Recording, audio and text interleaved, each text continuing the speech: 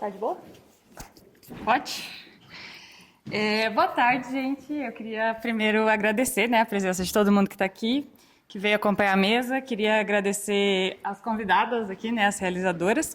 É uma alegria poder conversar um pouco sobre o gênero, né, sobre o horror e sobre a representatividade das mulheres dentro do gênero. Como eu sou uma pessoa que consome o gênero desde muito cedo, a gente sabe que tudo que vem do horror tem muito do território masculino, né? A gente vê muito do que é masculino dentro desses filmes.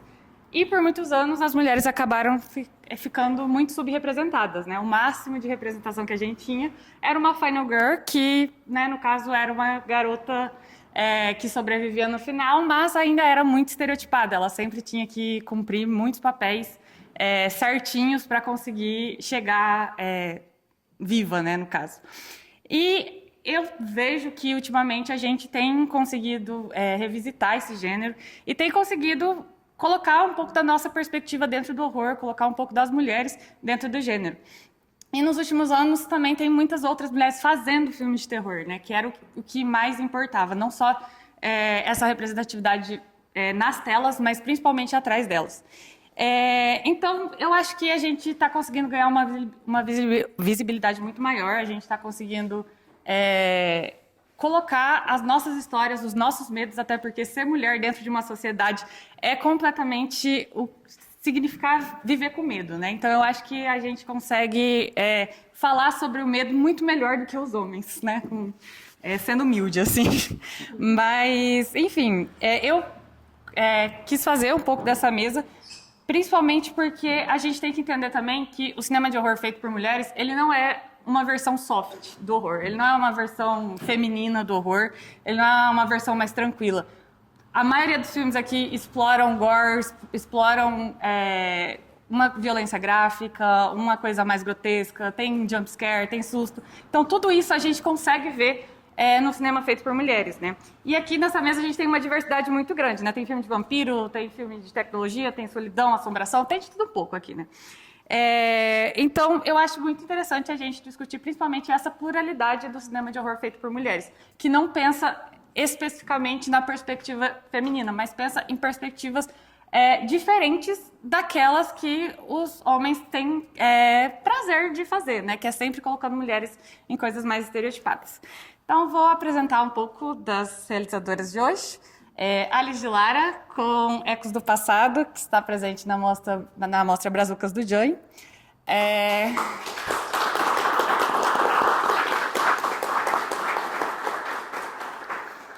Mônica Moroz, co-diretora de Meu Nome é Sara Kael, tenho 14 anos, teria se estivesse viva, da mostra Máquinas do Jânio.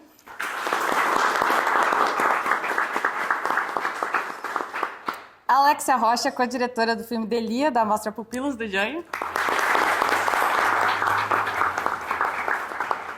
Emanuele Cipriano, diretora de Além da Meia-Noite, também na Pupilos do Jânio. Bruna Barbosa, diretora de Criaturas da Noite, que está na Brazucas do Jânio. E a Gênia Lemos, que é a diretora de Tente Sua Sorte, que está no Brazucas do Jânio também. Bom, e agora eu quero que cada uma de vocês fale um pouco sobre o processo de criação de vocês, né? Primeiro, como vocês chegaram no horror, qual foi o que vocês pensaram, como foi escrever o filme, dirigir o filme. Eu queria saber um pouco do processo de criação de cada uma de vocês. Eu vou tentar fazer por ordem alfabética. Então, eu queria começar um pouco com a Alice, para falar um pouco de Ecos do Passado, como é que foi. Eu adorei a assombração, tudo no filme, achei muito legal. Michelle arrasando, como sempre, né? Então, eu queria saber um pouco qual que foi a ideia. Você já está no terror faz um tempo, né? Então... Um pouquinho. Deixa eu... se bem que eu não sei se eu preciso de microfone, né? Que eu tenho um embutido natural. Então, o Ecos, ele é uma mistura de muitas coisas. Ele tem muitas influências, eu joguei no liquidificador do meu cérebro e saiu o Ecos, assim, porque a ideia do Ecos começou de uma divergência que eu tenho com a minha mãe sobre memórias. Quando a gente vai contar uma história, eu conto uma história, minha mãe conta outra história e a gente começa a brigar, porque uma acha que a outra está errada com relação àquela história. E recentemente eu tive um insight, porque o meu irmão estava numa dessas conversas, e ele falou, não, nenhuma de vocês está certa. E veio com uma terceira história. E eu percebi que nenhum de nós sabe o que de verdade aconteceu. Cada um de nós tem um ponto de vista sobre aquela história, que é um filme que foi fragmentado com o tempo e completado com a nossa imaginação, com o que a gente acha que aconteceu ou com a forma como a gente interpretou aquele acontecimento.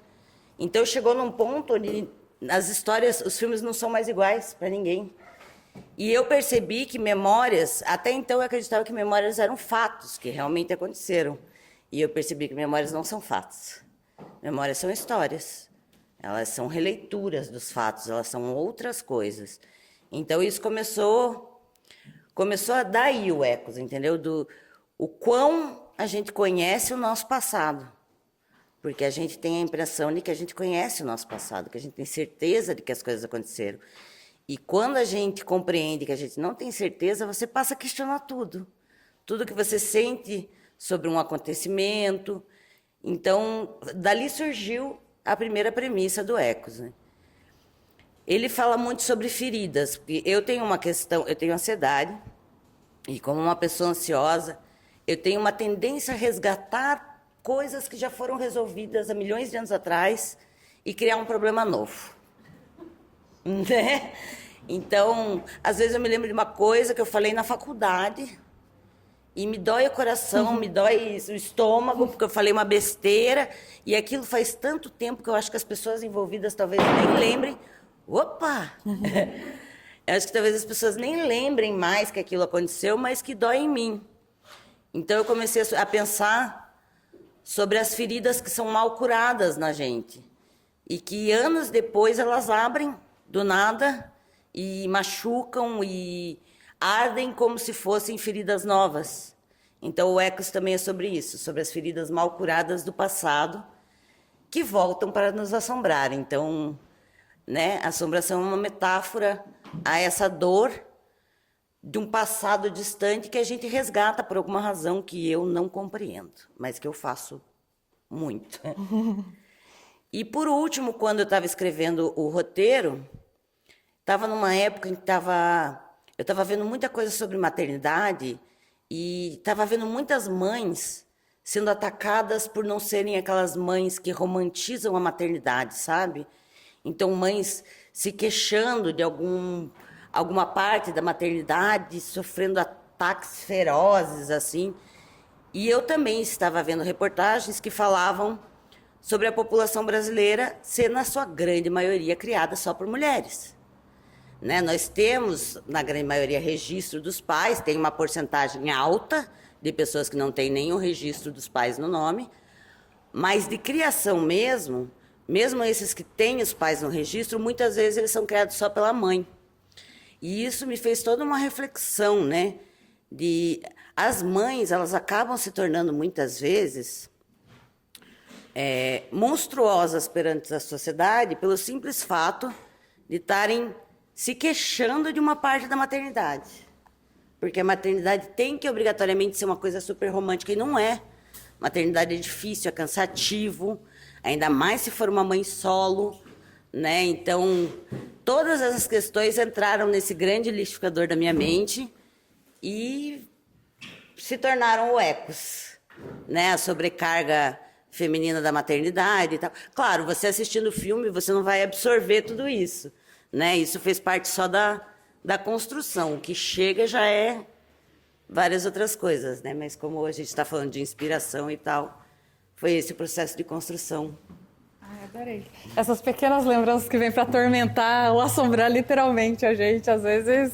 E às vezes são bobagens e a gente sofre tanto com uma coisa que às vezes os envolvidos não lembram mais, mas Sim. A gente ficou com aquela marca, né? E normalmente os envolvidos nunca lembram, né? É só a gente, que é a gente que falou alguma coisa, às vezes eles falaram coisas piores, a gente também não lembra. Bem isso. É exatamente isso. Vou passar para a Alexia agora.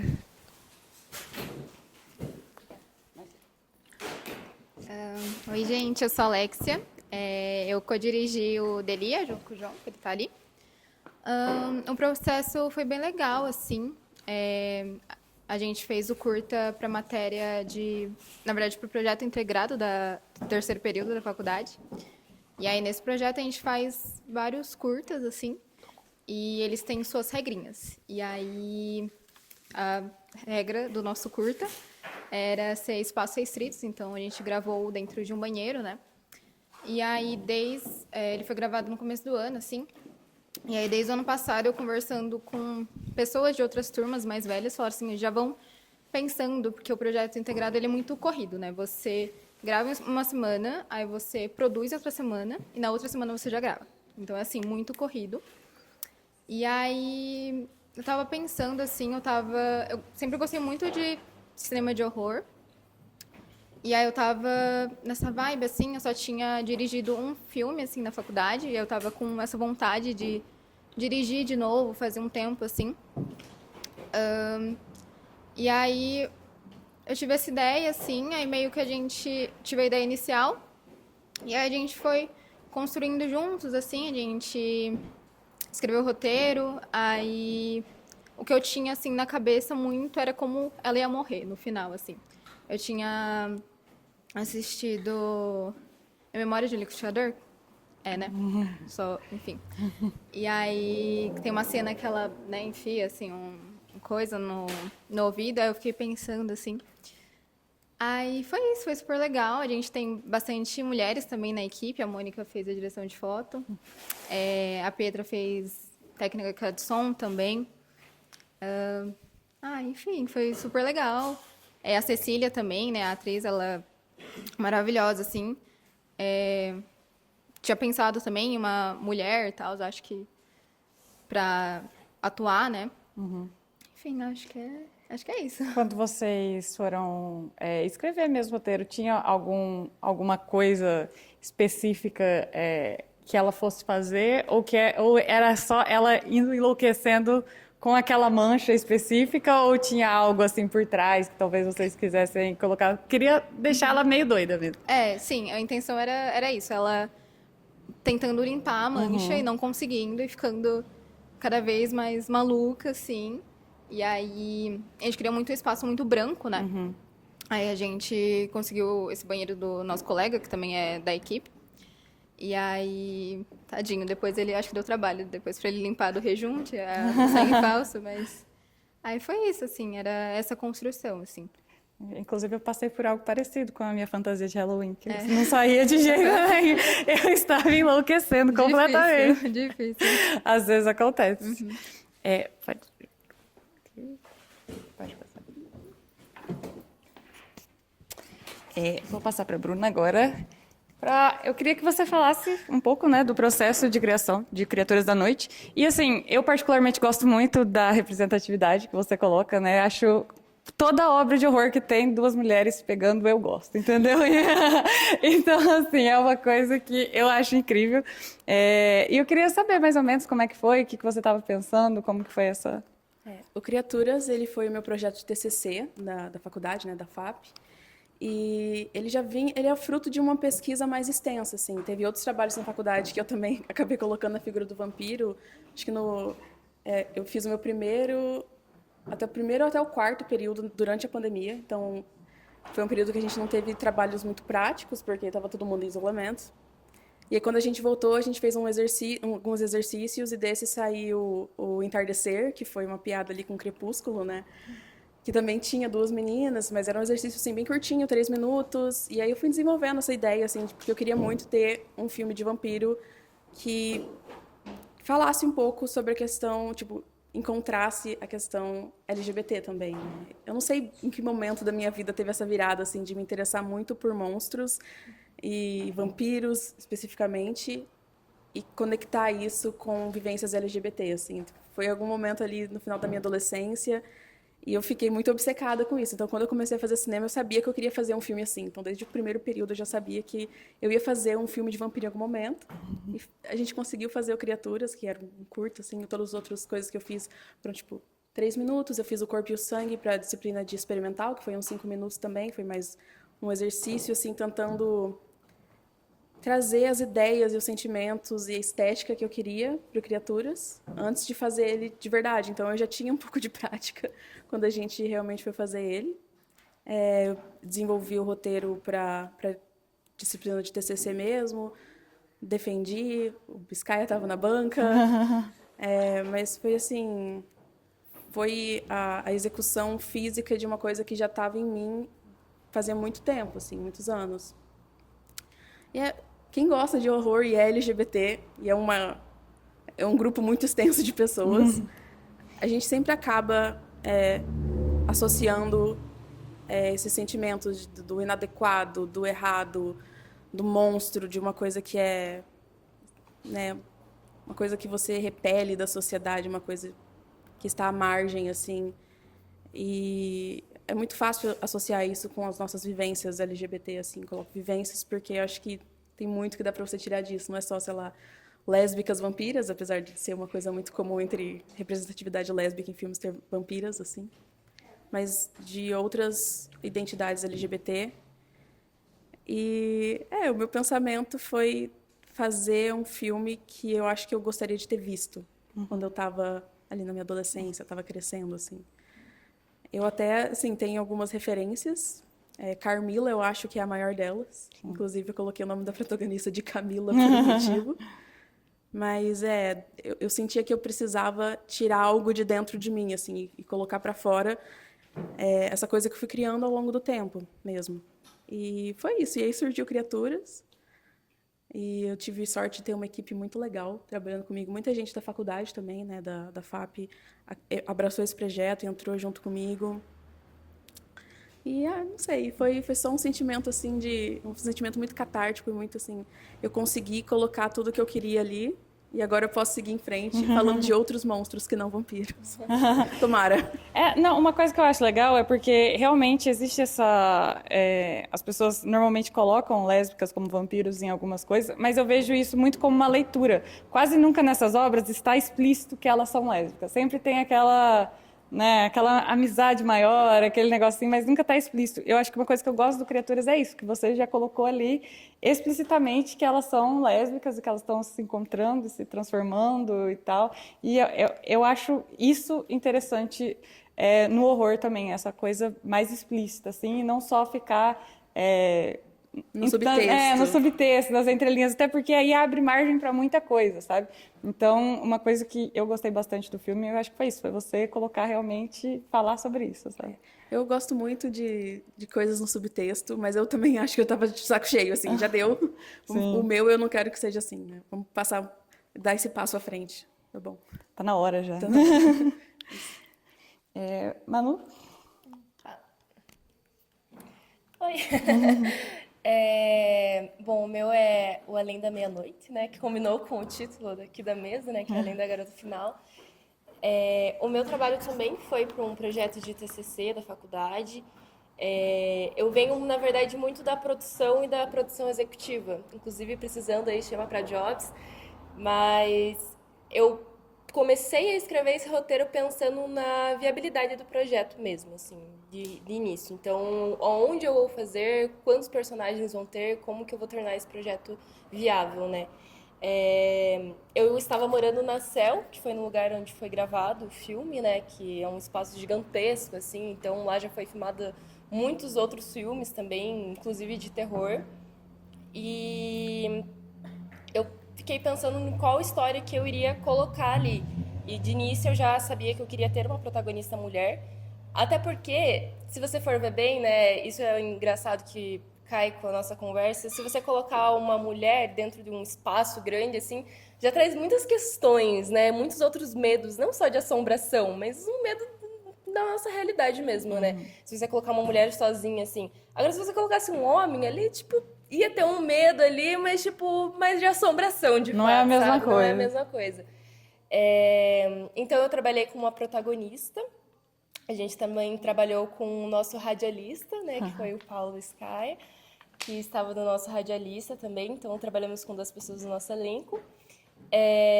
Então, foi uma obra um pouco mais reduzida nesse sentido. E a trama, assim, do roteiro foi muito interessante porque ela mudou várias vezes. porque eu estava muito em dúvida em como que seria esse final, né? O final dela, eu pensei em trazer ali um jump scare de início, né? Ter uma coisa mais assustadora, assim. Mas eu fiquei pensando, poxa, vai ser uma mulher que vai estar limpando esse orfanato abandonado e daí no final ela é puxada por um monstro. E acabou ali. Tipo, é isso, a gente consegue reduzir o filme nisso. Mas aí a gente traz uma mulher que ela vê algo nessa escuridão e ela se entrega para essa escuridão, cara, já dá uma outra leitura. E é muito interessante isso porque todas as vezes que as pessoas assistem, cada um me fala alguma coisa que achou. Porque o final tá bem aberto, né? Então, cada pessoa me fala alguma coisa. Ela tava assim, não, foi isso que aconteceu. Eu falo, não sei, né? Fica aí o questionamento. Inclusive, hoje a minha mãe assistiu, ela falou, não, eu entendi. Ela tava morta desde o início. Eu, olha aí, já é outra leitura, entendeu? Então, eu acho isso muito bacana, deixar alguma coisa mais aberta, assim, para as pessoas irem no criativo delas mesmo, né? Igual a Ana, ela explora a solidão dela, a gente trabalha muito com o imaginário dela, o que será que está acontecendo ali, será uma coisa da cabeça dela, ou será que realmente está acontecendo, a gente não sabe. Eu acho que é interessante o espectador também ter essa sensação, sabe, ao assistir o filme. O que será que é? Não sei, fica aí o questionamento, entendeu? Acho que é mais ou menos isso, o Além da Meia-Noite é uma coisa mais pra gente brincar mesmo com a nossa cabecinha. E tudo parece da cabeça dela, né? O rádio da cabeça dela, tudo parece... Tudo vai nessas variadas leituras que se podem fazer do filme, né? Exatamente. E daí, no final, ali, ela se entrega para aquela escuridão. Então, será que a Ana era tão boa assim? Será que ela gostou de ir para aquela escuridão? Deixa aí os questionamentos. Ficamos aí. Obrigada. Gênia. Boa tarde a todos. Bom, eu sei que a gente está aqui para falar dessa questão feminina, né? Mas eu tenho que confessar que eu, assim, no fundo, eu sou uma humanista. Eu acho que não vou ver nessa vida, assim, nós todos nos tratarmos como irmãos e irmãs, mas essa seria o meu objetivo maior, assim. Eu acho que tem um pouco disso no meu filme também. Porém, eu entendo muito bem que a gente, hoje em dia, na sociedade, está em grupos que se sentem muito marginalizados, e eu, enquanto mulher, nesse meu lugar de fala que eu tenho hoje, que eu sinto que eu tenho, que é como mulher, na sociedade, acho muito importante eu colocar essas questões femininas no mundo. Porque eu vejo os massacres que acontecem contra mulheres, eu vejo os massacres que acontecem contra todos os outros grupos também, e, assim, acho que a gente tem que repensar a nossa sociedade como um todo. Inclusive, para quem assistiu o filme, tem uma cena final que é bastante... que também abre para várias interpretações, assim, o que significa aquilo que está dentro da caixa, e eu acho muito bacana ver todas essas leituras que existem, e são inúmeras, e quando eu apresentei o filme para adolescentes, assim, nas escolas, contrapartidas, eles traziam muitas interpretações que eu nem tinha pensado. E é muito bonito isso, eu acho isso muito bacana. Mas eu acho que a gente realmente tem que repensar em como educar as nossas crianças, em especial os nossos homens. O filme, ele nasceu... Assim, eu tinha escrito um longa-metragem, eu sabia que para eu conseguir um dia chegar a dirigir um longa, eu tinha que começar com curtas. Teve uma manhã que eu li algum artigo que dizia sobre as 5 diferentes tipos de violência contra a mulher, que listava psicológica, sexual, física, patrimonial, moral. E eu me veio na hora uma ideia, sentei e escrevi ele tipo numa sentada, assim. E a Carol sabe, né? A gente começou lá em 2019 com esse filme, a gente foi fazer ele acontecer em 2024, lançar em 2025, então é um processo muito longo. E é muito para quem tem perseverança, para quem tem paciência, mas eu estou muito feliz com o resultado dele, estou muito feliz com a Carol, que ganhou de ganhar um prêmio maravilhoso no Labrife de melhor atriz por ele. E eu tive um colega meu, quando eu lancei o cartaz do filme, que é um cartaz bem forte, assim, que é um rio de sangue, basicamente, num andar de apartamento. Um colega meu de Berlim que me escreveu e falou assim, fiquei muito interessado, quero ver teu filme, né? E eu fiquei lutando com ele ali para não mandar o link, acabei mandando o link para ele. E ele é cineasta também, eu achei muito interessante o que ele falou para mim, porque ele assistiu o filme e ele falou assim, olha, esteticamente muito bonito, isso, aquilo, mas você podia ter ido mais para o horror no final. Eu achei que faltou isso. porque acabou indo para um caminho filosófico, né? E eu falei assim, cara, você acabou de me dar assim o maior elogio que eu podia ter na minha vida, porque eu sou muito eclética no meu gosto por gêneros, eu gosto inclusive de misturar gêneros no que eu escrevo, no que eu pesquiso, nos poucos roteiros que eu estou tentando escrever, assim, eu me interesso pela mistura de gêneros, assim, ponto final. E ele ter essa leitura significou tudo para mim como humanista, porque eu acho que é isso, a gente quer eventualmente chegar num lugar, não vai ser nessa vida, não vai ser talvez nesse planeta do jeito que está indo, mas assim que a gente se trate melhor, né? Que a gente se cuide melhor e que a gente tenha maior respeito um com o outro. Então eu acho que é isso, basicamente do meu filme. Assim, ele começou com uma ideia de ser mais didático, de realmente listar esses diferentes tipos de violência para lançar na internet, para as pessoas assistirem, ficarem mais conscientes. Mas é claro que 6 anos depois, né, quando você escreve um roteiro, ele vai crescendo e crescendo, se transformando, e você quer fazer uma coisa mais artística, você quer que ele seja mais enigmático, você quer que as pessoas não entendam tudo de vez, assim, e você acaba deixando ele um pouquinho mais misterioso. Mas eu acho que a mensagem está toda ali. E acho muito legal se as pessoas assistem o filme e daí querem voltar para tentar entender melhor ele, assim, também. Eu acho que isso é uma coisa bacana. Espero que isso aconteça. É basicamente isso, gente. Ai, amei. Quando eu assisti a primeira vez, eu pensei muito. Eu não sei exatamente se é o Sete Além, mas tinha uma lenda do Sete Além que quando você colocava um andar específico num prédio, você parava lá, assim, sabe? Então, eu fiquei muito obcecada nessa lenda por uma época, assim, eu queria achar um prédio que tivesse tantos andares para eu ir lá ver se tinha isso mesmo, assim, sabe? Então, quando eu vi, eu falei, cara, isso aqui ilustraria maravilhosa aquela lenda, assim, sabe? Olha, eu não conheço. Sério? Nossa, vou ter que pesquisar agora. Cara, eu achei, assim, uma ilustração muito boa da lenda, de verdade. E o Flávio que está aqui, Flávio Barbosa, que me fala para transformar esse curta num longa, de repente isso aí é um ponto pra gente amarrar aí, ó, no futuro. É um negócio, porque assim, ela vai para lugares completamente loucos, né? O Sete Além é um negócio, né, sem sentido, assim, então eu lembrei muito dessa lenda. Eu até achei que tivesse sido alguma parte da inspiração, assim. Não. Mas adorei ouvir você falando. Deixa eu... queria ouvir da Mônica um pouco agora. Então, eu dirigi o Saracael. O Saracael, ele nasceu também na faculdade. A gente estava fazendo uma disciplina que era sobre o cinema de fantasma japonês. E daí, como material final dessa disciplina, a gente teve que gravar um curta. E daí, a princípio, era para ele ser mais uma coisa divertida, assim, pra gente se divertir. E o processo inteiro foi, para mim, tipo, muito divertido, realmente. Foi bem um exercício. Foi o meu primeiro curta, realmente, que eu dirigi. Eu dirigi com o João também. E eu acho muito interessante que a gente, como mulher, conseguir falar de assuntos além da feminilidade, assim, sabe? Porque nós somos seres humanos que também têm problemas existenciais, sabe?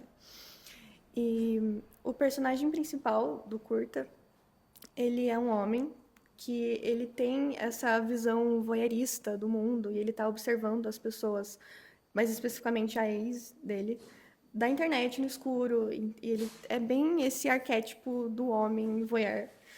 E ele é punido por isso no final, né? Ele acaba indo com Deus.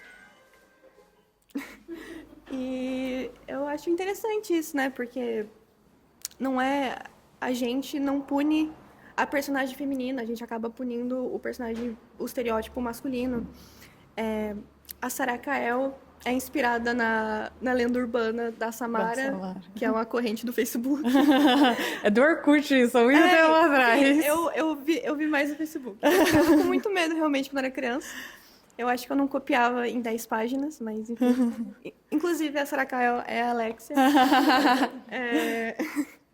Então, e é isso. E a Saracael é essa menina que ela foi abandonada. A historinha dela é que essa menina que ela foi abandonada pela mãe, assim. Então, ela só quer ser vista. Ela é só uma mulher que quer ser reconhecida no mundo. E ela busca isso com as vítimas. Eu gosto muito de Sorakawa, que brinca um pouco com a tecnologia também, né? Tanto que vocês foram no Máquinas do Janho, né? Para mim, uma das principais inspirações assim foi o Cairo, do Kiyoshi Kurosawa. Porque eu gosto muito desse filme. Esse é um dos meus filmes favoritos, porque ele mexe assim com esse além da vida, com a tecnologia e esse medo, começo do século XXI, da internet emergente na época. E eu acho que quando a gente começou a pensar, foi um projeto muito coletivo também. Além de mim e do João, foi tipo toda a equipe, a gente escreveu junto. Tem outra mulher na equipe também, a Pietra. Ela ajudou a editar também, então é isso. Eu acho assim, para uma curta disciplina, né, que vocês estão fazendo, não é nem o TCC, né, porque o TCC a galera vai um pouco mais de tempo, tem um pouco mais de tempo de disciplina, normalmente é... A gente pensou em, tipo, sei lá, uma semana, gravou em um dia e foi isso. E, nossa, eu acho a edição dele incrível, me deu medo de verdade. É um dos filmes, assim, que eu dei uma pausinha, assim, falei, nossa, tá dando uma coisinha aqui. Aproveitando o assunto, né, falar um pouco desse negócio voyeurístico, eu vou colocar o vídeo de uma iraniana que também passou no Gringos do Janho. O curta dela chama Voyeur e fala um pouco sobre essa mulher que é perseguida e stalkeada também por um homem. Acho que no caso é ao contrário, assim, é a visão dela sendo stalkeada, assim, né? Não, a gente não vê ele. Então eu queria mostrar um pouco da fala dela, que ela gravou um vídeo pra gente. Explique você que está boa tarde. Ela mandou o vídeo em Pérsia. Boa tarde. Ela mandou o vídeo em Pérsia. Então a gente teve que fazer um cambalacho para traduzir. E a sincronia do aplicativo não entendeu o que ela fala com a legenda. Então em algum momento... E a gente não tem como saber também se está sincronizado.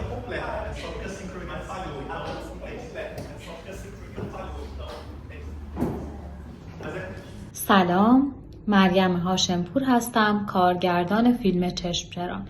خیلی خوشحالم که کارم در کنار آثار فوق‌العاده شما قرار به نمایش در بیاد. از راه دور برای همه داوران و مخاطبان انرژی و عشق میفرستم و امیدوارم که این تجربه برای هممون الهام بخش باشه. سینمای ژانر وحشت یکی از قدیمی ترین ژانرهای تاریخ سینماست که همچنان داره با قدرت به حیات خودش ادامه میده و یه ژانر رقابتیه و کار کردن تو اون نیاز به تلاش خیلی زیادی داره و خب کار ساده نیست، به خصوص اگر زن باشی. البته که زنها کم فیلم نمی سازن و نقش خیلی فعالی دارن، ولی خب ژانر وحشت تو کشور من دیده خیلی خوبی نداره و محدودیت هایی در اون مثل سانسور وجود داره و اما چالش هایی که به صورت کلی توی این ژانر وجود داره. این ژانر خیلی راحت میتونه از سمت یه جنسیت به نفع اون جنسیت و در سرکوب یه جنسیت دیگه استفاده بشه. البته که در طول تاریخ این ژانر خیلی دیدگاه مردانه‌ای، یعنی حضور ویژه داشته و دیدگاه زنانه اونجوری که باید بهش پرداخته نشده و شاید پیشرفت نکرده. البته که باعث خوشحالیه که فیلمسازی مثل ژولیو دوکورنه حضور دارن و دارن فیلم میسازن و نگاه زنانه‌ای دارن. البته که باید با حمایت‌های خیلی زیادتری ما مواجه بشیم. ما نسبت به ذائقه چندین ساله مخاطب تثبیت شده خیلی نمیتونیم بی تفاوت باشیم و نگاه زنانه رو مستولی کنیم. البته که من فیلمی که به همراه گروه درجه یکم ساختم بحث نظربازی و در واقع اون وویریسم مردانه رو استفاده کردم تا تنگناهای اخلاقی زن رو که تحت یه سیستم نظارتی شدید قرار داره رو نشون بدم. اون دستمایه ها و الگوهای قدیمی ژانر وحشت که توسط مردان وجود داشت به شکل زنانه نشون دادم تا بگم زنها تو کشور من مورد نگاه خیلی ویژه‌ای قرار بگیرن البته که این ظرفیت وجود داره توی این ژانر. زنان قواعد رو با دیدگاه خودشون و با اون دیدگاه، یعنی در واقع با اون قواعد سنتی ترکیب کنن و به یه محصول جدید برسن. البته که ممکنه با گارد مخاطب مثلا روبروشن، چون مخاطب تثبیت شده نگاهش، اما برای شروع به نظرم بد نیست. خیلی ممنون که گوش کردید. به امید دیدار. De várias de ser diferente uma mulher estar ali, porque se fosse um homem, claramente poderia ser algo sobrenatural, mas uma mulher sendo vista por várias pessoas de formas esquisitas, assim, sabe? Eu acho ele muito incrível. Quem quiser ver todos os filmes que a gente está falando aqui, vai estar na Darkflix, tá, galera? Então vocês podem assistir, quem perdeu os filmes. E eu queria abrir para perguntas agora, quem tiver alguma coisa, algo.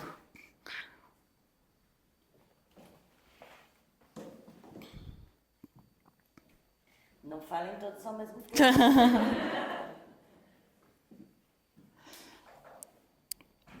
Bom, eu tenho uma, na verdade. Eu queria saber de cada uma. Pode passar para a Alex.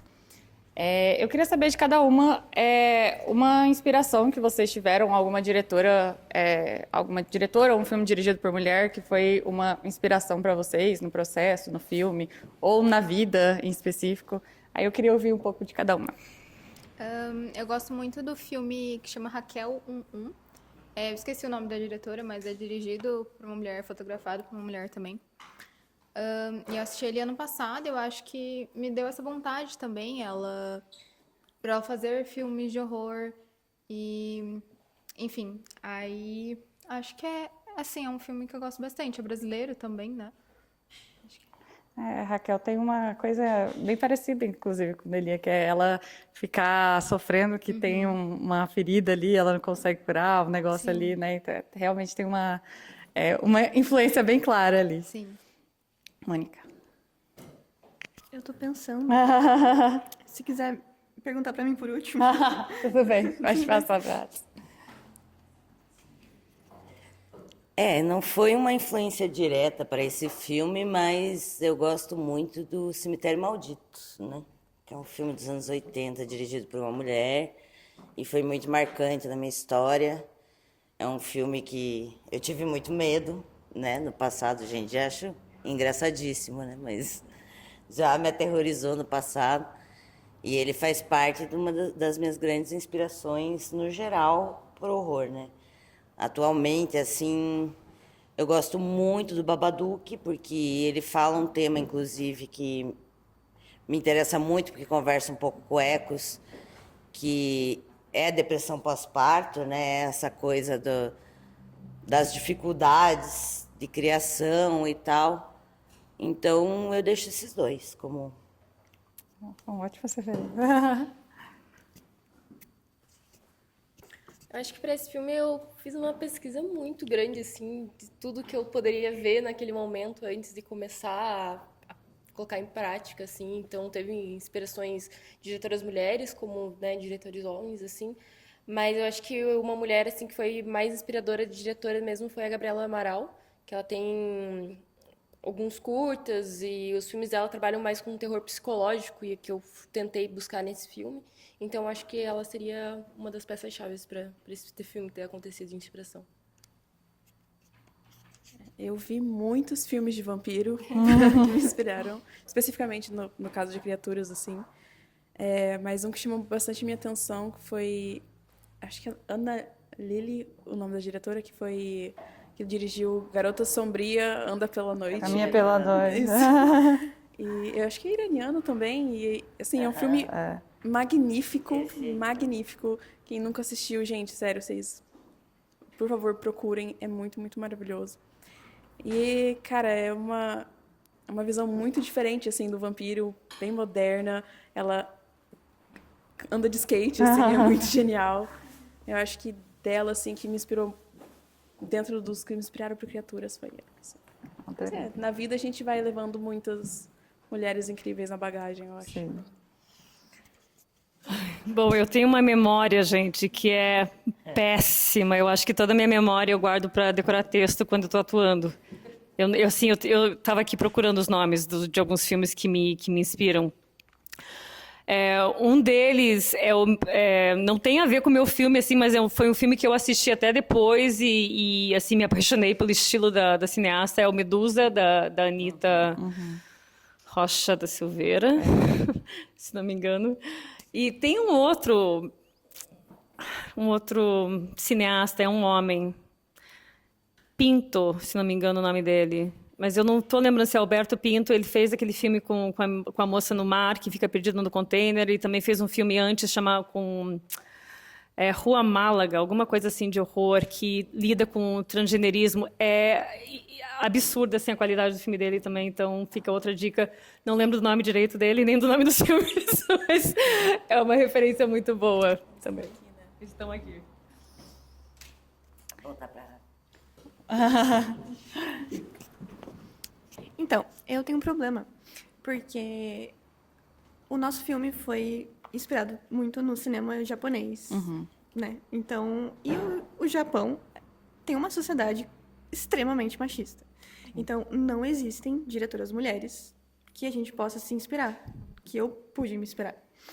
Então, como eu já disse, eu tenho grande inspiração no Kurosawa, mas eu não queria falar o nome de um homem aqui. Então, eu só vou falar o nome da minha diretora favorita, que é a Maya Deren e a Agnes Varda. Porque A Felicidade é o maior filme de terror que existe. Então. Achei ótimo. Eu queria saber também um pouco de vocês sobre a recepção que vocês tiveram com o curta de vocês, assim, se a questão de estarem na direção, se alguém falou, teve alguns comentários esquisitos, se alguém falou sobre as emoções femininas, sobre estar nesse espaço mesmo que é ter um filme dirigido por uma mulher, se existiu uma recepção diferente do que vocês esperavam de alguma forma, assim. Eu acho que não, assim. Pensando, assim, num contexto universitário, eu acho que,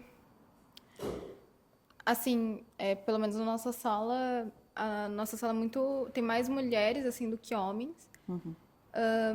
E, assim, a gente sabe, né?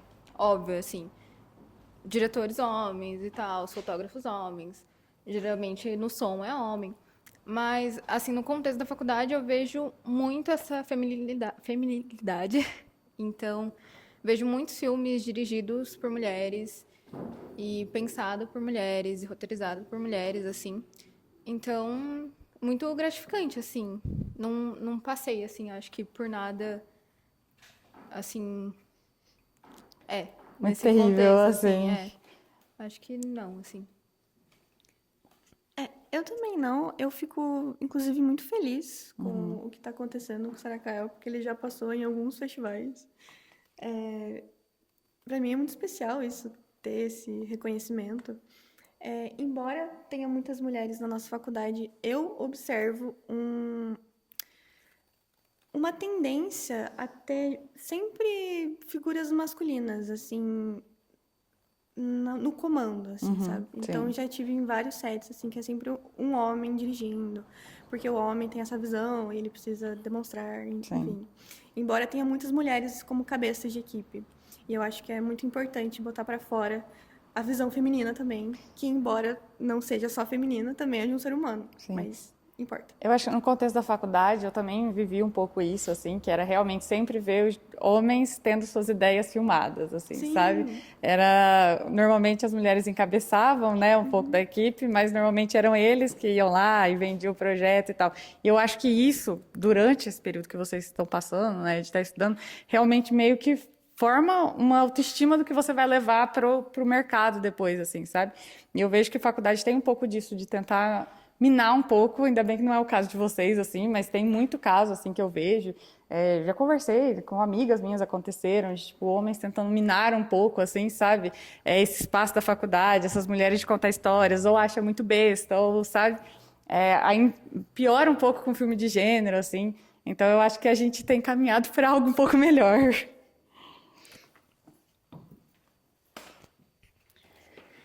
Eu no Ecos eu não passei por isso. O Ecos vem de uma equipe cativa minha já, que ela vai aumentando, né, à medida que eu vou tendo mais oportunidade e um financeiro melhor, porque foi um projeto de lei, então eu tive financeiro para aumentar a minha equipe.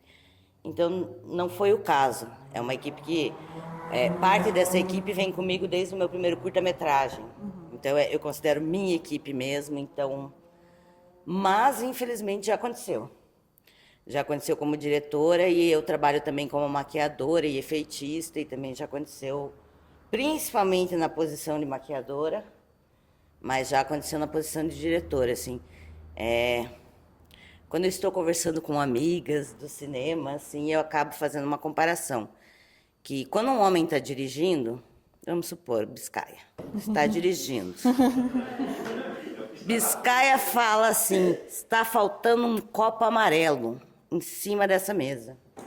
As pessoas saem correndo e arrumam um copo amarelo. Se eu falo, está faltando um copo amarelo, alguém vai falar assim, por quê? Mas tem que ser amarelo? Não pode ser uma jarra? Então, assim, eu vejo que a gente, infelizmente, tem que justificar muito mais a razão pelo qual a gente quer as coisas, quando a gente está num set, do que os homens que eu acompanho, entendeu? Quando eu estou num set, eu vejo homens dirigindo, eu vejo que eles não têm que se explicar tanto. E, infelizmente, eu vejo que, às vezes, eu estou me explicando mais do que devia e estou... Não, mas não faça assim, porque... Não, mas porque eu tenho que convencer as pessoas a fazerem daquela forma, assim. Hoje em dia, nem tanto, né? Que agora já estou um pouco mais calejada, né? A gente já aprende, já... Mas houve uma época em que eu precisava me justificar muito, assim. E é isso. Infelizmente, eu acho que faz parte do processo, mas eu quero deixar um parênteses, que eu fui muito bem-vinda no horror. Que o horror me abraçou, que os homens dentro da comunidade de horror me abraçaram, que os festivais feitos por homens.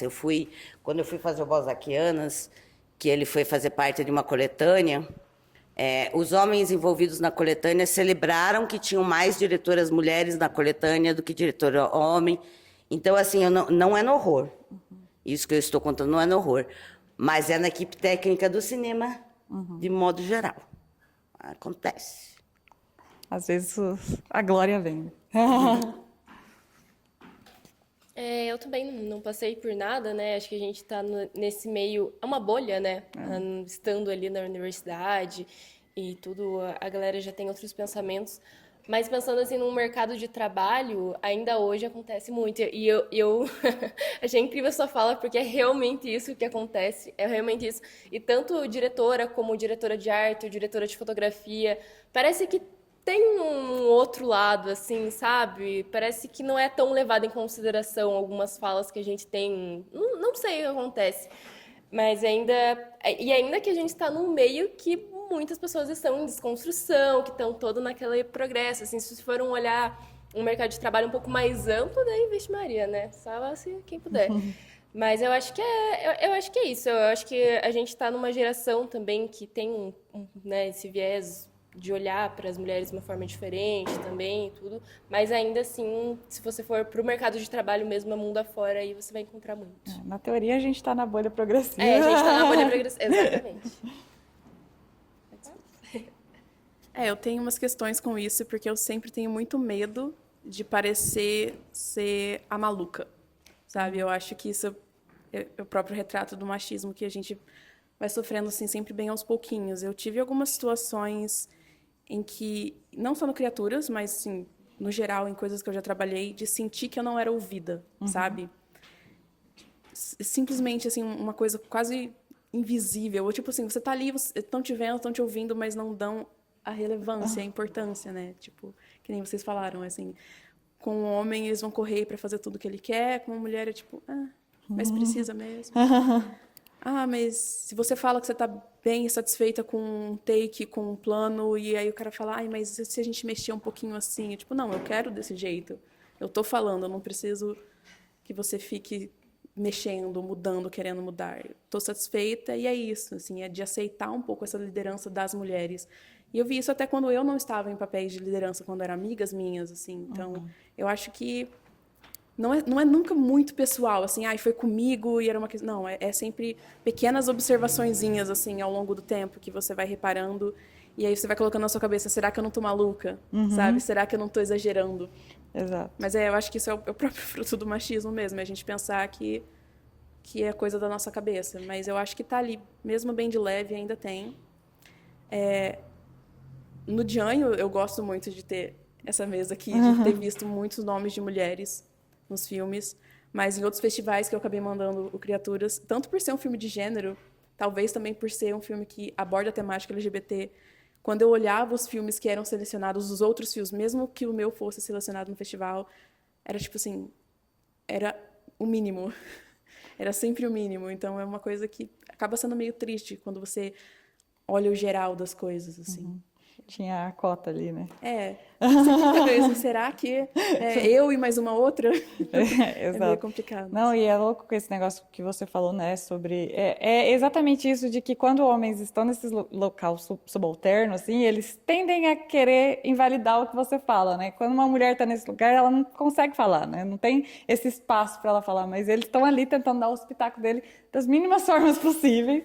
Então, eu acho que isso existe muito, né? A gente vê isso e é realmente um negócio bem invisível mesmo. Não dá pra...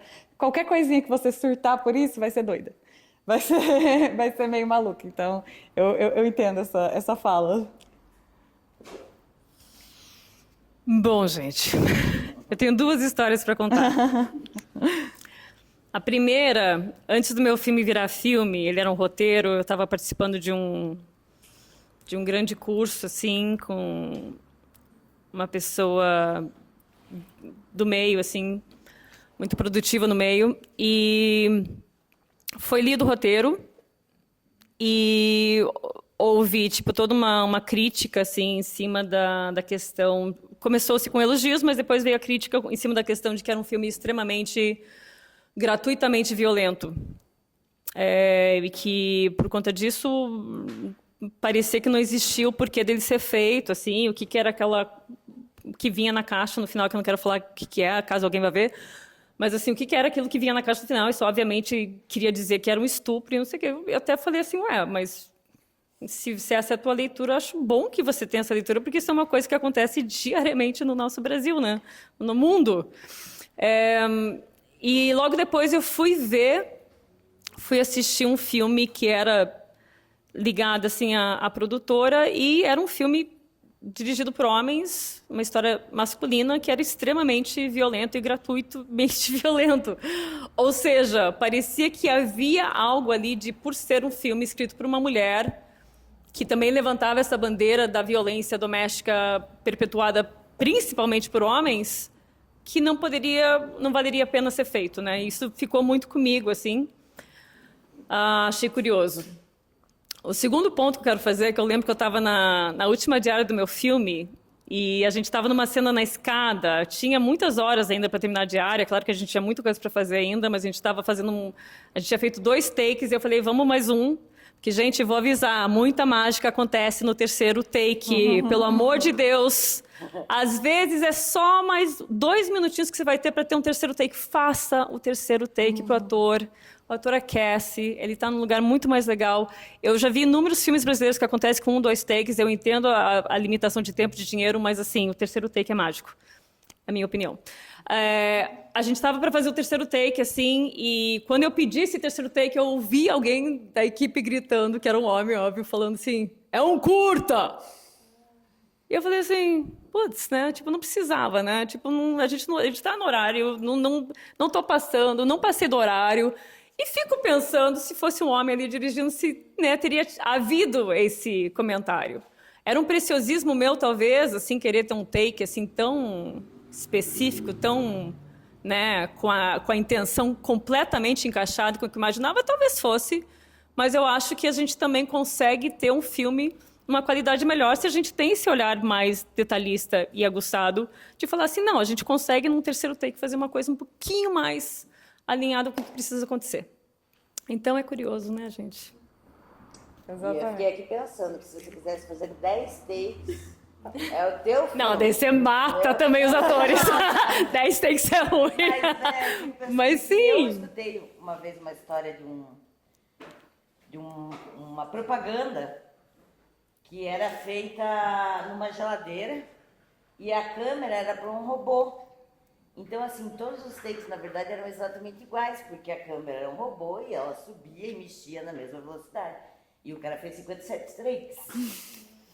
Então, assim, acho que 3 takes. Não é terrível, né? Façam um terceiro take, gente, sério. Não, 3 takes, assim, para um curta, para um micro curta, ainda tá tranquilíssimo, assim, sabe? Realmente, e é exatamente isso, né? É bem nos pequenos detalhes que a gente vai se estressando. É isso.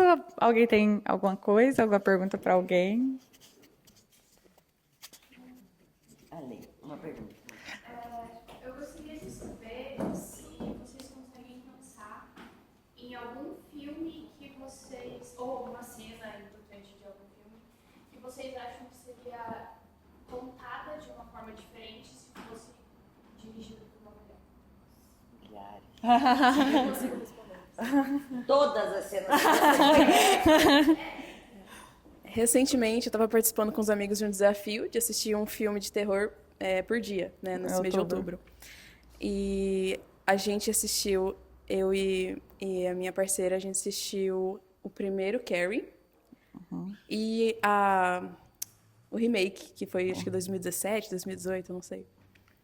E a primeira cena de Carrie é uma cena que as meninas estão, tipo, no vestiário, você vai entrando, assim, e elas estão peladas, e vai aparecendo o corpo dela, e toda uma questão. E assistindo o filme inteiro, aquela foi a única cena que me incomodou.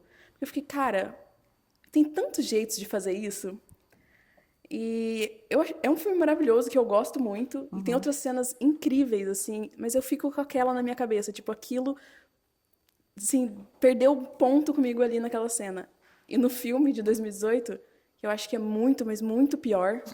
Mas a primeira cena que tem ali, aquela cena do vestiário, foi feita de um jeito muito melhor. Eu falei, cara, e foi dirigido por uma mulher, né? Tipo, ali... É isso, gente.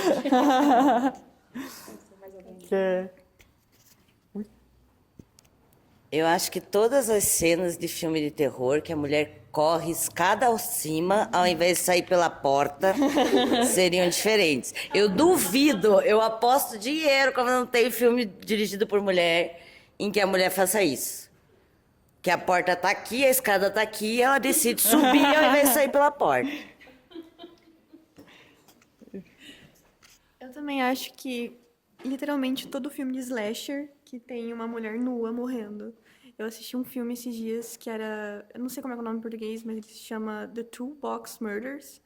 E daí tem uma cena que o assassino, ele mata uma mulher com uma máquina de atirar prego e ela tá, tipo, completamente nua. E ele tá na frente dela, tipo, e ela só morre nua. E ela fica, tipo, muita... A cena é muito longa, ela correndo nua pela casa, sabe? Tipo, pra quê? É incrível como o assassino sempre pega a mulher quando ela tá tomando banho, sabe? É isso. Eu acho que a questão no slasher é o que mais tem, né? Acho que a questão no slasher é o que mais tem, né? O tanto de morte filmada, que a personagem do nada abre a camiseta, ou do nada a saia sobe. Isso aí é o que mais tem, assim, em slasher. Acho que são os que eu consigo pensar, assim, agora. Mas... Um filme de terror brasileiro, que eu não posso citar nome, porque é de conhecidos, amigos, pessoas próximas. Mas tem uma cena de sexo no carro e a mulher tá completamente nua, com os peitos gigantescos aparecendo, e o cara tá de calça jeans, de camisa e com mais um troço por cima. E quando eu vi aquilo, eu achei bruxante. Falei, gente, pelo amor de Deus, essa mulher não ia estar empolgada desse jeito com o homem dele. É uma coisa que é bem visão masculina, porque se fosse uma mulher, no mínimo ali, né, o peito de fora. Mais alguma coisa? Pode. Aí, Lu. Acho que a mais específica para game é essa, assim, a receptividade do filme agora em Los Angeles foi muito boa, né? E não só o seu, outras realizadoras, né, mulheres também foram muito bem recebidas no festival. Você acha que o momento fora está favorecendo mais as mulheres receptivo para o cinema feminino do que o brasileiro, ou não? Como que está isso?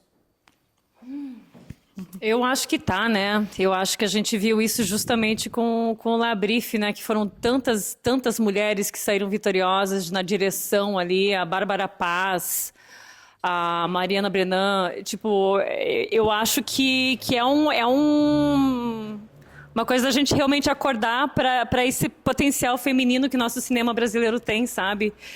E eu fico muito feliz com isso, porque a gente sabe que as mulheres têm sido apagadas da história há quantos séculos, né? Quantos séculos a gente está falando de mulheres que são apagadas desde antes de Cristo, assim, historicamente. Então, tá mais do que na hora da gente realmente levantar toda a nossa potência e gritar juntas que a gente precisa ser ouvida. Eu acho que as nossas narrativas são incríveis, elas são completamente diferentes, elas têm outra sensibilidade, a gente tem outro ponto de vista para fazer essas cenas que a gente está falando aqui, a gente faria tudo diferente, né? Então, que bom, né, Lu, que a gente está conseguindo ter isso finalmente. Eu acho que estava na hora. E espero que continue assim. Aliás, para vários outros grupos também, né? Não só as mulheres. Mais alguma coisa? Eu vou fazer um comentário.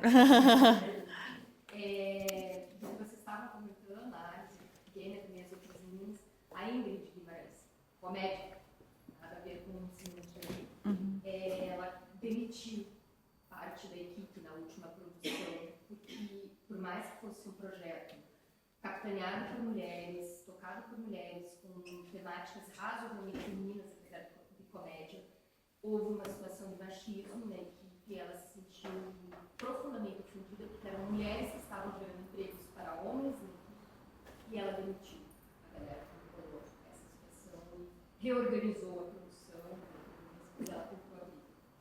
Grandona sem medo. Não, essas coisas tem... É que eu acho que a questão desse negócio é que são coisas tão pequenas, às vezes, né, que a gente acaba relevando, né? A gente vai relevando, até porque a gente não quer causar um desconforto ali, sendo que o desconforto já está sendo causado, sabe? Então, eu acho que realmente para comprar essa briga tem que ter uma coragem, né? E às vezes é tão sutil, nem precisa. Porque meu gogó aqui chega. Mas às vezes é tão sutil que a gente só percebe o que aconteceu depois. E isso é o pior. É quando passa dias e você percebe o que você passou e você fala, eu não acredito, entendeu? Mas daí já foi, já se perdeu. Porque, infelizmente, a gente vem de uma sociedade onde as mulheres são ensinadas a se manter numa posição, né, de não reclamar, de não sei o quê, de educação, de apaziguamento, que induziu a gente a aceitar, às vezes, coisas que são grosseiras e invasivas. E às vezes a gente leva um tempo para perceber que a gente engoliu aquele sapo, o que é uma pena. Sim. Mas aos pouquinhos a gente vai também nos trabalhando. E a experiência também vai... Exatamente, por isso que eu falei, né? Agora eu estou mais calejada.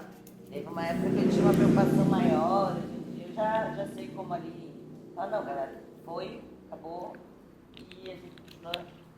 Você já consegue lidar melhor, né? Mas no começo, principalmente, você demora até para entender, assim, se você está sofrendo alguma coisa ou não. Sim. É isso. Acho que já deu tempo, já até, quase no tempo. Então é isso. Queria agradecer muito todo mundo que aceitou o convite para estar aqui, para falar com a gente hoje. Queria agradecer todo mundo que veio. Eu acho, né, que é importante a gente falar sobre isso, falar sobre o nosso cinema, as nossas histórias, né, e estar cada vez mais em festivais, ganhando prêmios, estar sendo mais assistida, né? E é isso. Muito obrigada. Obrigada, gente. Obrigada.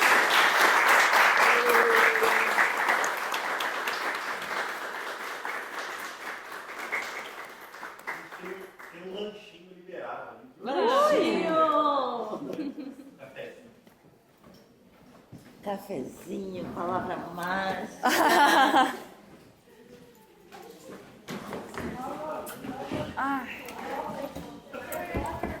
Valeu. Muito obrigada por ter Prazer. vindo. Um prazer. Nossa, No fim das contas. Adorei. Nossa, eu adorei ter seu sorte, menina. Achei muito bom. Adorei. Ficou muito legal. Nossa, é lindo o filme mesmo. Obrigada. Obrigada. Com muito carinho. Eu imagino. Ótimo. O que você acha? Eu achei legal, achei tranquilo. Achei que eu ia ficar mais nervosa, mas